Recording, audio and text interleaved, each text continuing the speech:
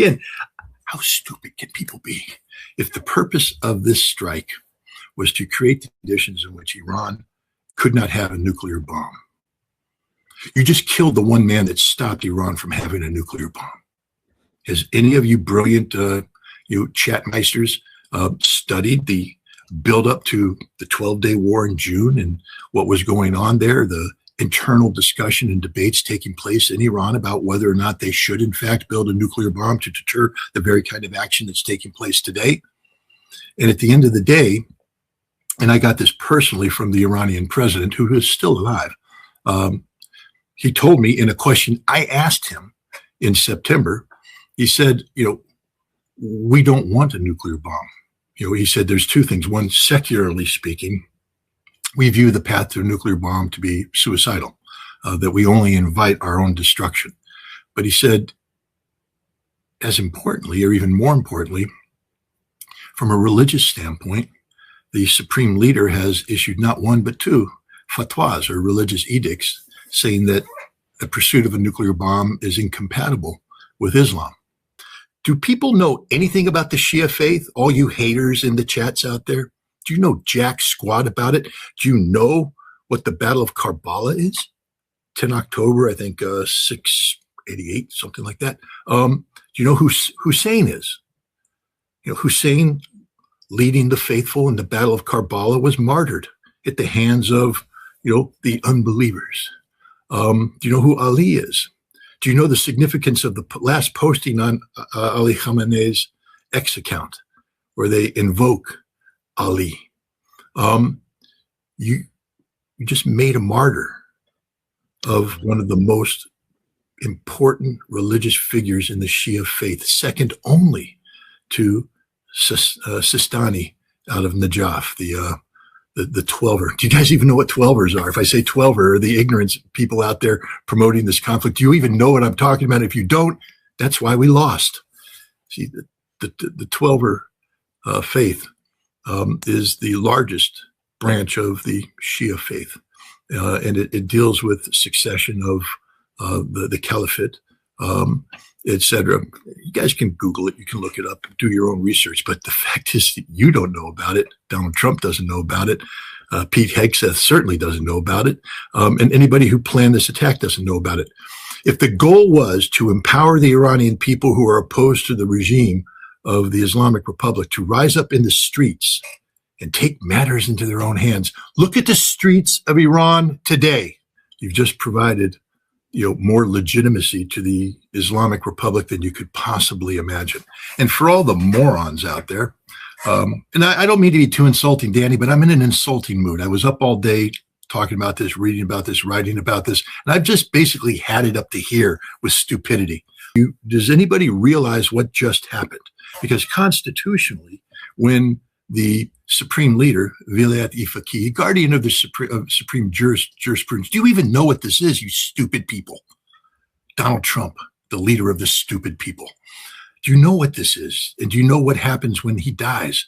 They form a special committee, the president, the head of the judiciary, and somebody appointed by the Assembly of Experts. Do you guys know what that is? No, you don't, do you? No, you guys are just so stupid. The Assembly of Experts, who will designate the next supreme leader in consultation, but they will appoint somebody on this three-person committee to continue the government of Iran.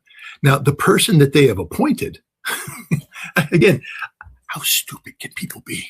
If the purpose of this strike was to create the conditions in which Iran could not have a nuclear bomb, you just killed the one man that stopped Iran from having a nuclear bomb.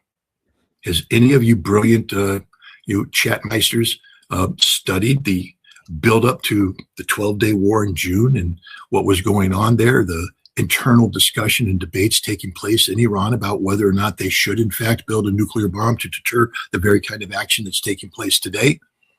And at the end of the day, and I got this personally from the Iranian president, who is still alive, he told me in a question I asked him in September, he said, we don't want a nuclear bomb.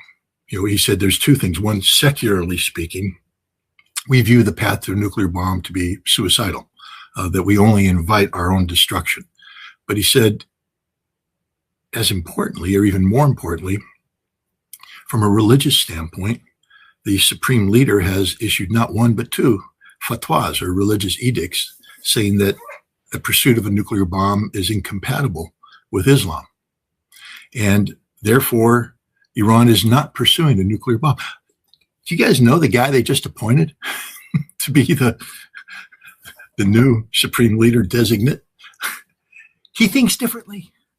You see, he actually is a part of the Shia faithful who believe that even though the original fatwa, which was put out by the Ayatollah Khomeini, not Khamenei, but Khomeini, again, idiots, look it up. He said, no, we're not going to pursue it. It's incompatible with Islam. Ali Khamenei continued this, saying this is the desire. But theologists, when you look at the Shia faith, you have the ability. First of all, the thing about the Shia faith, I'm just going to give these ignorant people a little quick class here. You know how you become an Ayatollah in the Shia faith? You spend about 30 to 40 years studying, the Quran, studying the Hadith. But you have a final test you have to pass, you see, because the Shia faith is very democratic. If you want to become a grand Ayatollah, you have to form what's known as a marja. A marja, or you have to become a marja through a hawza. You have to basically rally people to your cause. You have to show yourself to be worthy of the faithful. So you will pick an element of Islamic jurisprudence and you will write your interpretation of it, because you are, after all, a great religious scholar. So you pick something, music on the radio. How is it compatible with Islam? And you write this up and you put it out there, and the people read it and they say, wow, I like this, the way this guy thinks. I like the approach this guy's taking. And then they come to your marja and you develop a flock. And if you show that you can develop a flock, a self-sustaining flock, because they rely on donations and the whole thing, then you've passed that hurdle and you can move up. But what happens if you publish your little thesis and the people read it and they go, nah, not buying this one, and you got nothing, you failed the test. Now, Ali Khamenei has said that the fatwa, no nuclear weapons. But the point is, in the Shia faith, the role of Islam in society is not dictated by what happened during the time of Muhammad or Ali or Hussein. It's dictated on modern realities. And so those people who, the Shia understand that you can say one thing in, say, 1700, and it no longer applies today because society has changed, times have changed. And in that debate leading up to the 12-day war, and the reaffirmation by Ali Khamenei and the president that they do not seek a nuclear bomb, there were many theological scholars who were advising Khamenei that you could change your fatwa if the conditions surrounding the issuance of the original fatwa were no longer in play. For instance, if Iran was threatened by Israel, who has nuclear weapons, Iran would be able to reconsider this fatwa and under extraordinary circumstances determine that Iran could have a nuclear weapon. The guy who was making that argument is now the senior Islamic cleric in Iran. You stupid idiots. The man who believes that Iran has a right to have a nuclear bomb is now the guy that interprets the Islamic faith for the Islamic Republic.